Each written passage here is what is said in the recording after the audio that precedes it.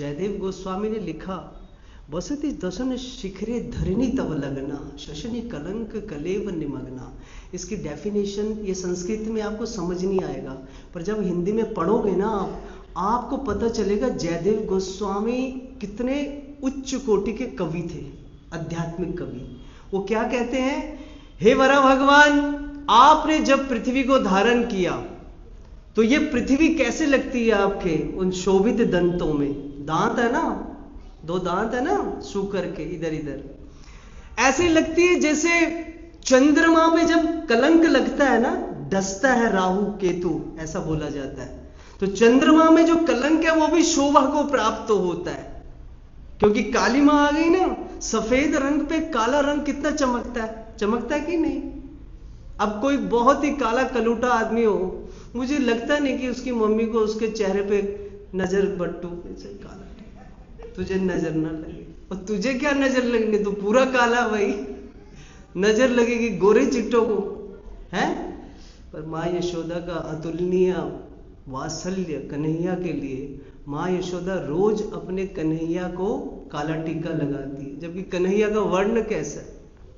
पूरे ब्रजमंडल में कन्हैया ही श्याम वर्ण है और सब गोरे हैं, सब गोरे।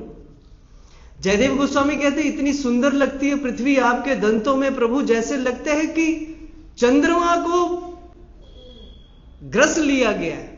जैसे दिखने में ऐसा लगता है, पर उनकी भावना ऐसी है कवित्व की कि बहुत शोभा दे रही है पृथ्वी आपके दंतों के बीच में, दांतों के बीच में। वरा भगवान 2, श्वेत वरा, नील वरा। वरा भगवान 2 मनवंतरों में आए, एक प्रथम मनवंतर, एक चाक्षुष मनवंतर, इससे पहले वाला मनवंतर। 2 बार वरा भगवान जो है वो पृथ्वी पे अवतरित हुए, और दोनों बार कारण अलग है। एक बार भगवान जब पृथ्वी पे आए तो पूरी पृथ्वी रसातल में चली गई, पानी के नीचे चली गई, उसको निकालने आए वरा भगवान, उसको निकालने आए पृथ्वी को, उसको निकाला, अपनी शक्ति से उसे स्थित कर दिया। क्योंकि जब पृथ्वी ऊपर नहीं रहेगी तो ब्रह्मा जी ने जो मनु शत्रुपा को ड्यूटी दी है, क्या? वंश बढ़ाने की। कैसे बढ़ाएंगे? चारों तरफ पानी है, खड़ा ही नहीं रह पाएगा आदमी, वंश कैसे बढ़ेगा? तो भगवान ने वहां पर स्थित कर दिया। पर जब भगवान दूसरी कथा के अनुसार दूसरे कल्प में जब भगवान आए मनु के, तब वहां पे लिखा 2 भाई थे, हिरण्यकश्यप और हिरण्याक्ष, और दोनों दिति के पुत्र, है ना? कश्यप की जो वाइफ है उनके पुत्र। हिरण्याक्ष कैसा था? हिरण्याक्ष पूरी पृथ्वी को उठा करके नीचे ले गया, रसातल में पानी के नीचे। उसको ले जाने से पहले हुआ क्या, हिरण्याक्ष बहुत बलवान है। आपको पता होना चाहिए हिरण्याक्ष कौन है। गोलोक भगवान के बैकुंठ धाम के जय विजय, कोई साधारण नहीं है, कोई ऐसे नहीं है कोई कर्म अनुसार दानव बन गया हो, पाप किए दानव बन गया। नहीं नहीं नहीं, भगवान ने अपने पार्षदों को दानव दे दी। उसके पीछे फिर लंबी कथा है, इतना समय नहीं है भगवान ने क्यों दानव दी, पर मैं बता रहा हूं हिरण्याक्ष बहुत पावरफुल है, इतना पावरफुल, जहां पे जाता है सबको हराते हुए जाता है, कोई उसके सामने टिक नहीं पाता।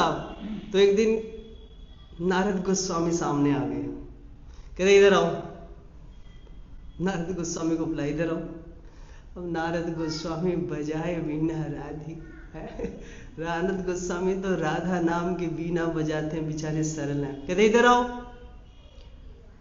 कहते मेरी बात सुनो, मैं जहां जाता हूं कोई मुझसे लड़ाई करना नहीं चाहता, मुझे तुम मिले हो, तुम्हारा बड़ा नाम सुना, लड़ो मुझसे। नारद गोस्वामी कहते हैं नारायण नारायण, आपको मेरे पास किसने भेजा भाई? अरे मैं बीना बजाने वाला आदमी हूं, आप मेरे से क्यों लड़ना चाहते हो?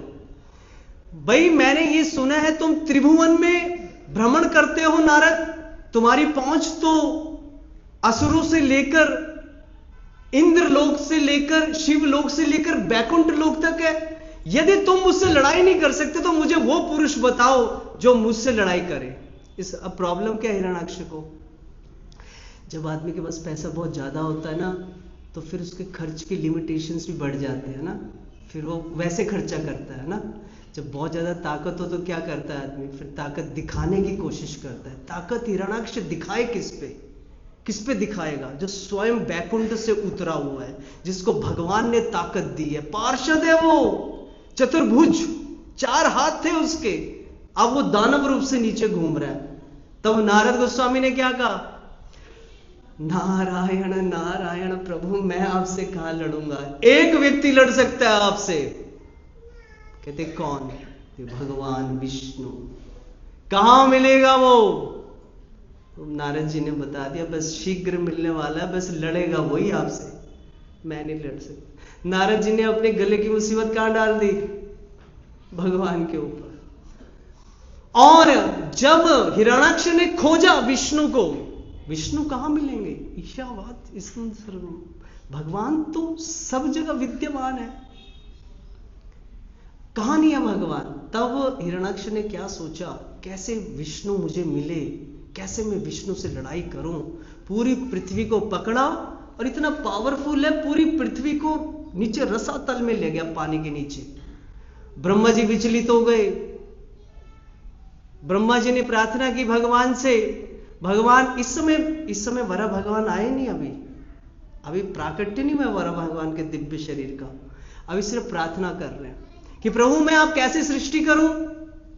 पृथ्वी नीचे चली गई, और इस चिंता में ब्रह्मा जी की नाक से एक अंगुष्ठ के बराबर, अंगुष्ठ परिमाण वरा रूप, अंगुष्ठ के परिमाण में एक छोटे से साइज में वरा भगवान आए।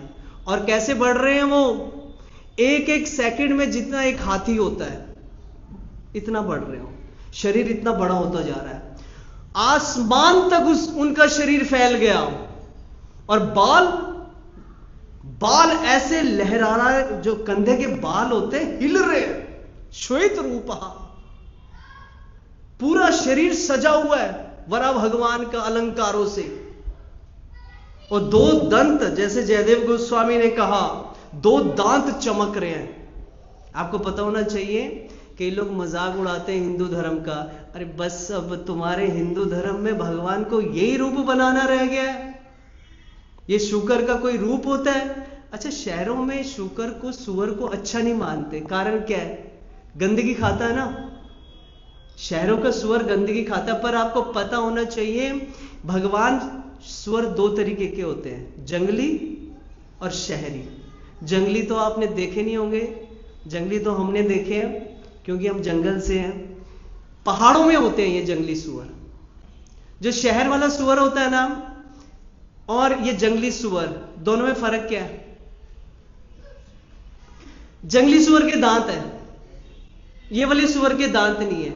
श्री वरा भगवान दंतों के साथ प्रकट हुए, गंध मंद खाने वाले नहीं है भगवान, ऐसे नहीं हुए भगवान, ये भगवान का नेचर नहीं है ये गंदगी खाना, लोगों को पता ही नहीं है। ये तो बायोलॉजिकल स्टडी का विषय है भाई, इसको पढ़ो पहले, आरोप लगाने से पहले।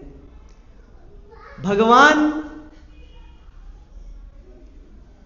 को जब पता चला पृथ्वी रसातल में चली गई, भगवान ने उस विशाल शरीर से समुद्र में छलांग मार दी, और समुद्र पूरा फट गया बीच में से। इतने ऊंचे हैं वरा भगवान, समुद्र बीच में से अलग हो गया और सीधा वहां पे पहुंच गए जहां पे पृथ्वी है। पृथ्वी को भगवान ने दंतों में धारण किया, ऊपर ले आया। हिरण्याक्ष वहीं घूम रहा था, वो जानता था ये पृथ्वी को बचाने का सामर्थ्य विष्णु का हो सकता है और कोई नहीं। पहुंच गया वहां, कहते रुको रुको, कहते धूर्त, ये क्या शरीर बनाया हुआ है तुमने? हिरण्याक्ष कह रहे भगवान को, ये क्या शरीर बनाया हुआ है तुमने?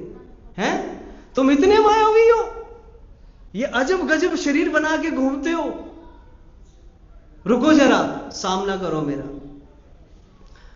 भगवान सुन नहीं रहे। एक्चुअली भगवान इसलिए नहीं सुन रहे, पृथ्वी धारण की हुई है ना, तो पहले भगवान चाहते हैं इसे स्टेबल कर दो, उसके बाद सुनो, क्योंकि मुख्य कार्य तो पृथ्वी को संभालने का। और भगवान चली जा रहे हैं, और पीछे से भगवान को गालियां दे रहा है, तुम नीच हो, तुम दुष्ट हो, तुम डरपोक हो, तुम छद्म वेश बनाने वाले हो, तुम भय खाते हो मुझसे लड़ाई क्यों नहीं कर रहे हो। भगवान ने जब बहुत सारी गालियां दे दी तो भगवान रुक गए। वरा भगवान पृथ्वी को अपनी शक्ति से स्टेबल कर दिया। फिर उसके पास में आए, कहते मैं शुकर नहीं हूं, मैं शेर हूं। वरा भगवान कहते मैं वो शेर हूं जो तुम जैसे ग्राम सिंहों का शिकार करता है। ग्राम सिंह क्या होता है पता है? एक निपुण प्रभु को पता होगा ग्राम सिंह क्या होता है, और तुम्हें पता नहीं किसी को। कुत्ते को बोलते हैं ग्राम सिंह। सुनने में कितना अच्छा लग रहा है ना, ऐसा लग रहा है बहुत बड़ा टाइटल दे दिया है ना। अब किसी को आप ऐसे बोल दो सीधा जाके तुम कुत्ते हो, मैं कहता हूं 19 के थाने से पहले केस नहीं छूटेगा।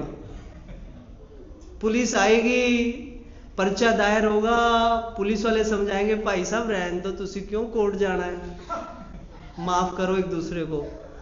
और पर जब आप उसको कुत्ते की जगह ये बोलोगे भाई साहब आप तो ग्राम सिंह हो, तो दूसरा व्यक्ति क्या बोलेगा?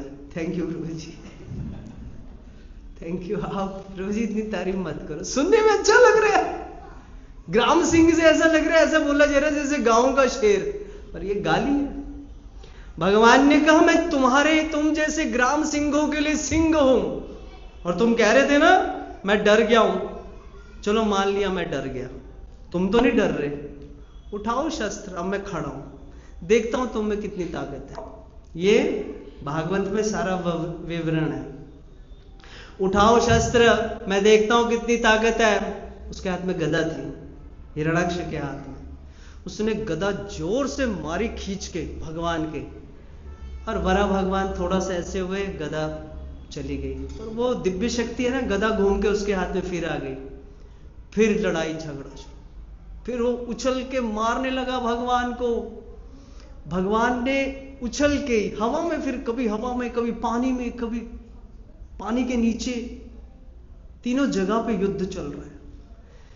ब्रह्मा जी ऊपर आ गए, ओ आसमान में। ब्रह्मा जी पता क्या बोलते हैं? देखो कितने भोले भाले हैं ब्रह्मा जी, जबकि सबसे पुराने बच्चे हैं भगवान के। पहला ही बच्चा ले लो। ब्रह्मा तो आदि पुरुष, ब्रह्मा भगवान के बाद तो ब्रह्मा जी हैं। कितनी भोली बात कर रहे हैं। ब्रह्मा जी बोलते ठाकुर जी ये चल रहा, मैं आपको बता दूं, ऊपर से मैसेज दे रहे हैं, नीचे नहीं आ रहे, डर लग रहा है उनको कि मुझे पकड़ ले। ठाकुर जी मैं आपको बताना चाहता हूं अभिजीत मुहूर्त चल रहा है, अभी मार दिया तो ठीक है, शाम को नहीं मार पाओगे। वरा भगवान मुस्कुराने लग गए। तो ब्रह्मा तुम समझे नहीं भाई हमें। कहते प्रभु अभिजीत मुहूर्त चल रहा है, अभी इसको खत्म कर दो आप, यही बहुत शुभ मौका है। भगवान मुस्कुरा रहे कि ब्रह्मा को यही नहीं पता मेरे लिए सब अभिजीत है। अरे अभिजीत का बनाने वाला वेदों का तो मैं ही हूं निर्माता। भगवान लड़ने लग गए। भगवान के हाथ में सुदर्शन प्रकट हो गया, वरा भगवान के हाथ में, उसके हाथ में त्रिशूल प्रकट हो गया। मायावी है, उसने त्रिशूल मारा, भगवान ने सुदर्शन से त्रिशूल को काट दिया। फिर उछला वो, और उसने क्या किया इस बार? देवता लोग अंतरिक्ष में थे, उसने क्या किया? भगवान जहां पे श्रीवत्स चिन्ह होता है ना, ऐसे पकड़ लिया भगवान का गला, जोर से घुसा मारा भगवान को। देवता लोग तो कांपने लग गए, कहते अब हमें कोई नहीं बचाएगा। जिसने वरा भगवान के घुसा मार दिया वो किसको छोड़ेगा। पृथ्वी कंपित हो गई। भगवान ने ऊपर देखा, आंखों ही आंखों में इशारा किया, रुक जाओ, जल्दी क्या इसको मारने की, रुको जरा।